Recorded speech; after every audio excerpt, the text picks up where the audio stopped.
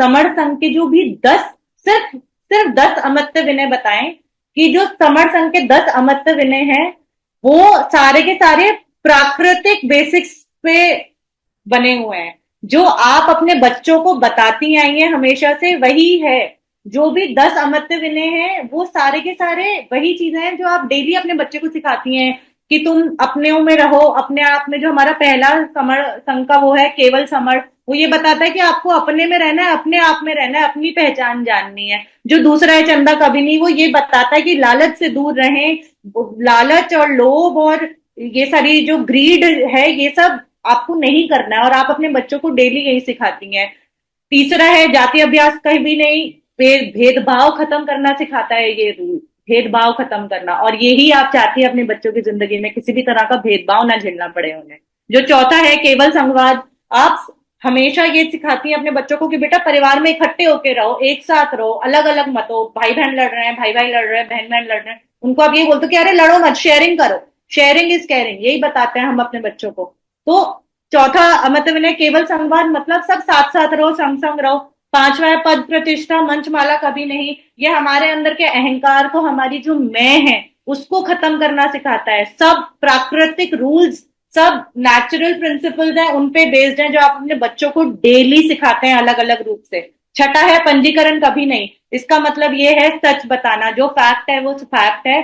Summer संघ का जो बेसिक कंसेप्ट है वो इस चीज पे बेस्ड है, इस प्राकृतिक नियम पे बेस्ड है कि जो भी लोग साथ रहते हैं वो किसी भी तरह की आपदा से एक साथ मतलब उसको झेल सकते हैं, उससे बाहर निकल सकते हैं किसी भी तरह की मुसीबत से। इस चीज की सुविधा रहती है जो भी चीजें झुंड में रहती हैं उनको। ऐसे ही छठा है संगाधिशेष सबसे ऊपर। जैसे आप अपने घर में बताते हैं कि बड़ों की बात माननी चाहिए, जो बड़े कहते हैं उनके पीछे एक वजह होती है।